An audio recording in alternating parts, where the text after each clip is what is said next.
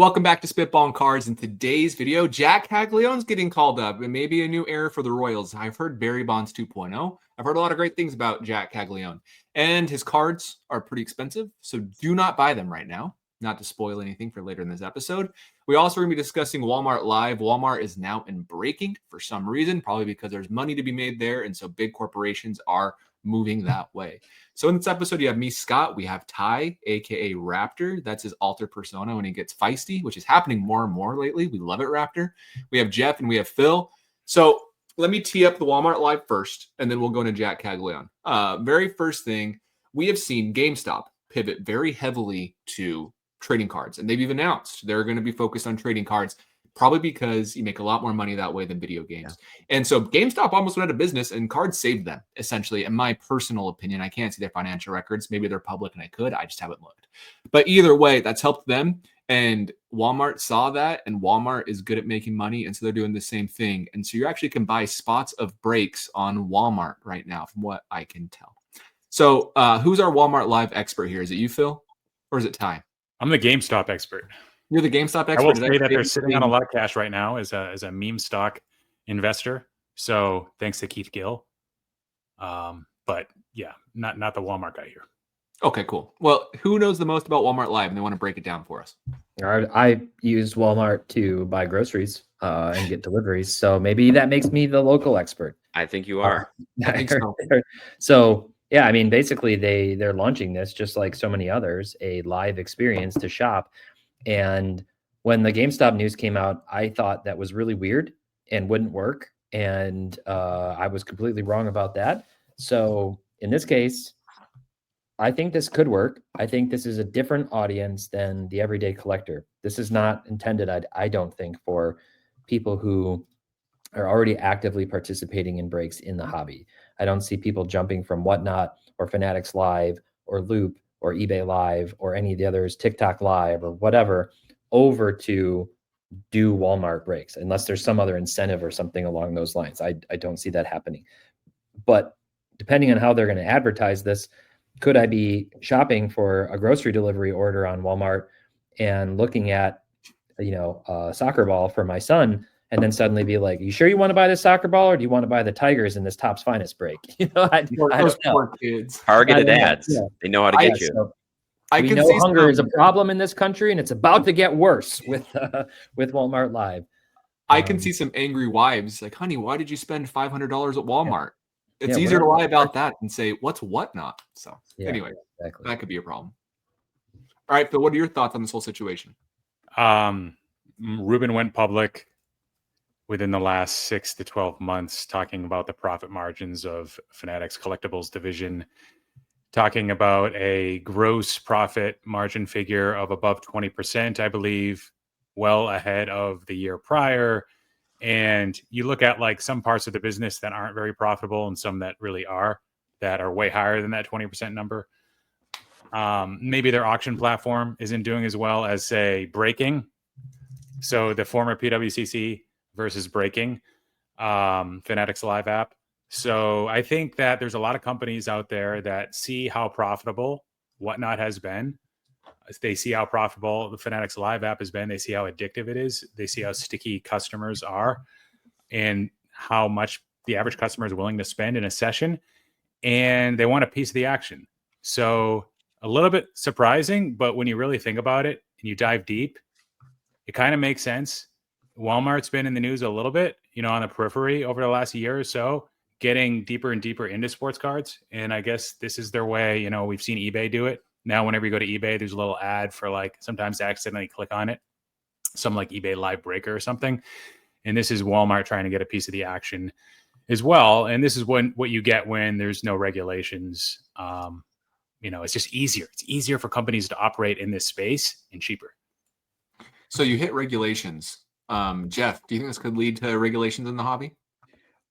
It could. I was going to, that was a great point by Phil, the lack of regulation, making it easy. And I feel like that's part of it. And that's part of what Fanatics likes. We've also seen just in the last couple of weeks, a huge move with Dick's Sporting Goods into the retail card space, and especially with buying the Paul Skeens and making it a centerpiece of their store in Pittsburgh. But they've got pretty big flagship stores all around, and there's going to be a lot of product going to Dick's and being sold through there.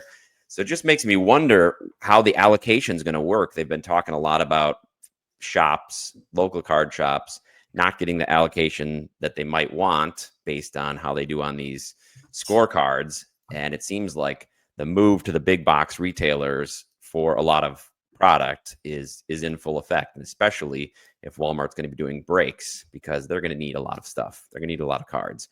So could it lead to regulation? I don't know, because these big box stores, they have a lot of people with deep pockets in Washington working on their behalf. So to me, it makes it seem like it's less likely for regulation if those companies get involved. I feel bad for baseball card shops. It was a recommended video on my YouTube homepage about a guy who owns a TCG and baseball card shop, and essentially how he's not able to get any Pokemon products from a distributor at the pre-markup prices, like the actual price they're supposed to get it as a brand, for like 4 years. He's only gotten a couple boxes a couple years, but he can't get them now. And it's because it's sad. These sports card shops have kind of built the hobby to the point where it was profitable. And then the big companies have come in and kind of stripped that from them. Yeah. And so we're at a point now where a lot of shops are going to go out of business, in my opinion, not because the hobby's not doing good like we saw in the 90s and early 2000s, but because they're being priced out by gigantic competitors. It's equally sad, but at the same time, like, you can't expect the hobby shop when you go there, see people bashing their hobby shop because their product's expensive, but they're buying it at the market price and trying to make 10%. Yeah. And so it's a very bad situation. And it's going to get worse with singles. We're seeing people scoop up singles. We're seeing people scoop up product. So it's not a good time to be a hobby shop owner right now, in my opinion. Any other thoughts on this topic, or we feel like this is hit pretty well? I don't have a lot more to say about it. Target's going to get in the action. Yep. That's coming soon. Everybody's going to get in on the action. I know back in the day, I wasn't buying cards then because I was 5. But back in the early 2000s, I believe like Costco and all the wholesale places had just like pallets of Fleer and stuff that you could buy. So maybe that's the direction we're heading. We still see it in Costco, but not to the same effect as it was back then. So yeah, a lot to unpack there. Chris Soule, baseball card collector, investor, dealer. He created a video recently. Maybe we'll be able to dissect that a bit on Patreon about whether this is another junk wax era. And he talks about the high level breakdown is that there are some similarities in overproduction, but overall things are a lot different. And that has to do with the way that folks are engaging with a hobby are different. They can engage in many different ways. He tackles it more from a collector perspective, doesn't really get into the breaking and the addiction and the way for all these. I guess it's two-way engagement. It's a way for them to pull you in and a way for you to engage as well through various platforms and means. So, yeah, a lot of stuff to talk about there for sure. The one thing I'll note is I also do feel like, yes, they've done a good job of adding more people to the hobby, but I don't know how sticky those individuals are going to be for the long run, because we all collect. We have multiple. I have multiple channels. All of us have multiple channels on sports cards, so we're going to be here regardless of what happens in some capacity. But these individuals who are here for the Fanatics Live, for the whatnot, for the Walmart Live, I feel like they have an expiration date in the hobby, and so the moment things turn south, I think that the collecting base could just leave pretty quickly, which is a concern in regards to like a bubble bursting. Maybe that could be setting up that situation. Do you guys agree with that? Disagree with that? What are your final takes on it? Do you think that these places are actually creating true collectors that will stay for the long run? Or do you think it is more like a temporary individual?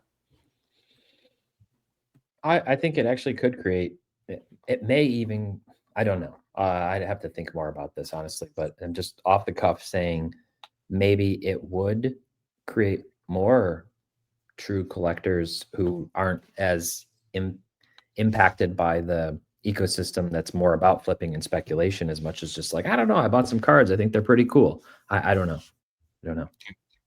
Let us know in the comments what you think. Oh, Jeff. I was just going to say it was a little bit of my gateway back into the hobby when I came back in 2017, 2018. So I'm still here. So I'd imagine that there's some people that haven't been exposed to the hobby or don't know much about sports cards or haven't been in a lot of years, that maybe now they'll see something through Walmart. Maybe they'll start to to try some of the breaks out.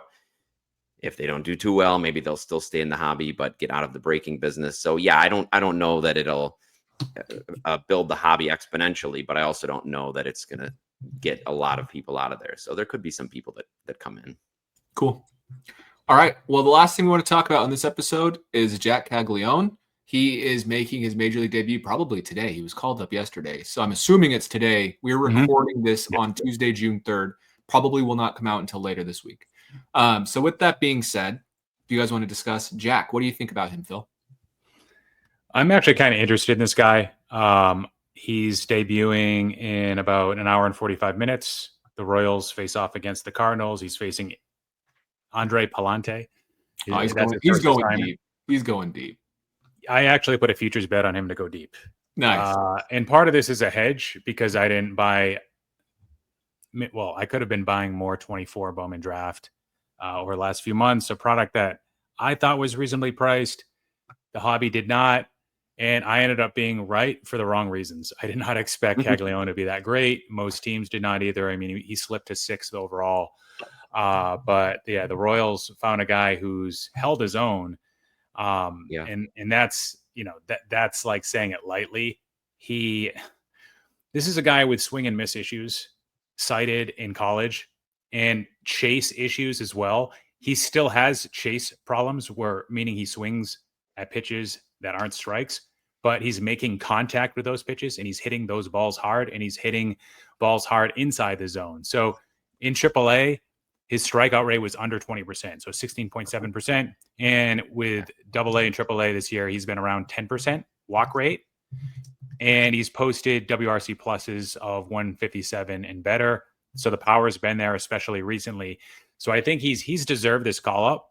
Yeah. And a lot of big prospect guys missed the mark. They missed the boat on Aaron Judge and other guys like that have that standout power trait because they strike out too much.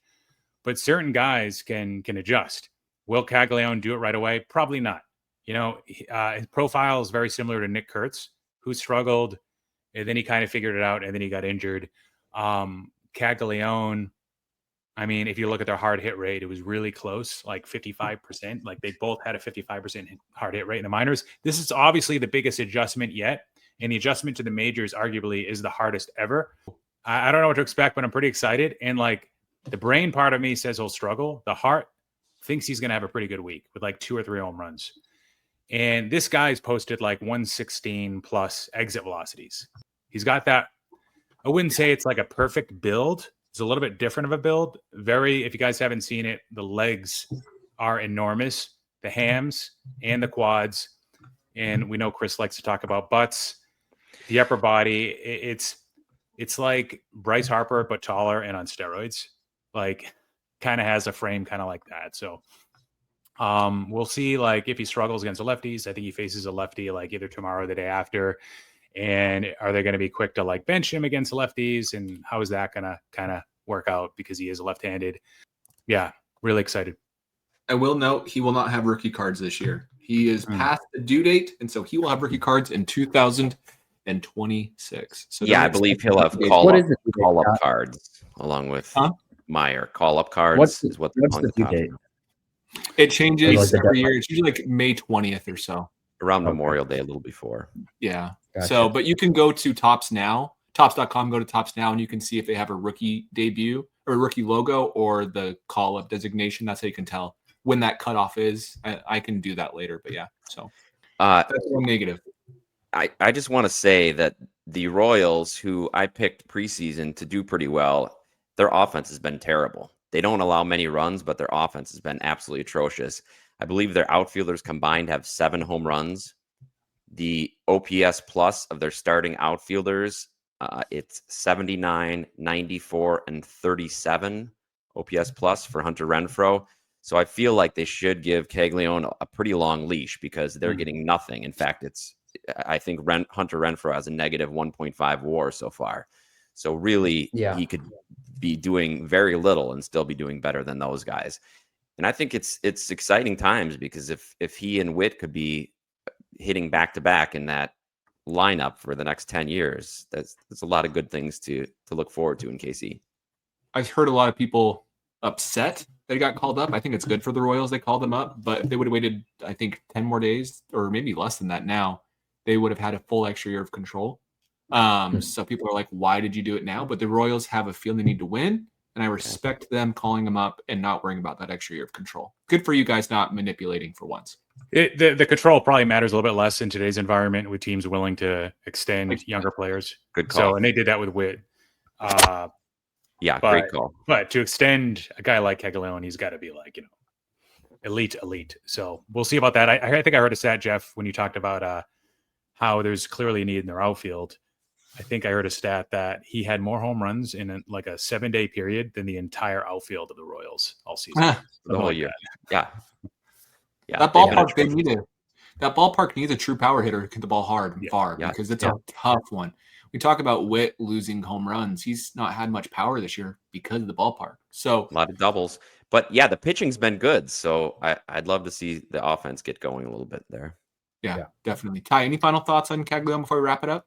I do, yeah. So the Tigers just finished up a 3-game series with the Royals, and I was secretly hoping they wouldn't call him up before they faced the Tigers. But then again, he hasn't faced Tarek Skubal's 5-pitch arsenal. He hasn't faced Reese Olson's changeup. He hasn't faced Jack Flaherty's curveball.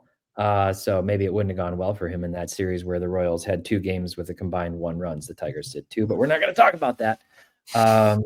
So I'm excited to see what he can do. Is he Joey Gallo 2.0? Well, along the lines of what Phil was kind of saying with some of the, initial concerns or breakdown, or is he really the real deal? I think he looks like the real deal. And actually the player he maybe reminds me the most of, he looks a little stronger and more athletic, but Spencer Torkelson was obviously like a really highly touted power hitter coming out of college. And everybody was saying he was like the most pro-ready hitter coming out of college. And then it took him a while, and now it's taken him even longer. And he's finally putting it all together this season. So we'll see once Caglianone gets up into these major leagues with pitchers who throw. It's a different game. It's a completely different game, which is why Marcelo Mayer and so many others who have been called up are struggling to get, contact on the ball. And we saw what happened with Jackson Holiday last year after he hit like 400 all through the minors. We'll see what happens. I will say, in terms of futures bets, 2.5 weeks ago, 3 weeks ago, I sent a message to Jeff and Chris and said, I'm thinking about buying this card. And it was a PSA 9 Bowman Chrome Sapphire Black of Caglianone. I think it was 1,050 on Instagram story. And I was really close to pulling the trigger on it. But the last time I made an impulse purchase like that was a Wander Franco Heritage Gold. And I just said, I'm not going to do it. This was before a big family trip and other expenses. And I keep my hobby budget and stuff separate, but I just was like, I don't want to, there's other cards I want to buy, including a Torque Dynasty, which I bought. So I didn't do it. And now Caglianone's up like 50 to 75% or more on a lot of his cards. So that probably would have been a good buy, but I didn't do it. So that's a great segue, Ty. I'm glad you brought that up because maybe in Patreon today, we can discuss when is the right time to buy and sell these prospects, because that's something that people struggle with. So if you want to know more about that and hear that topic in our Patreon, feel free to subscribe. It's $10 a month. It supports us, helps us do these videos consistently. And also you get extra content every week and more, I wouldn't say like investment advanced type of stuff, but check it out. And we appreciate you all being here, and we'll see you in the next video.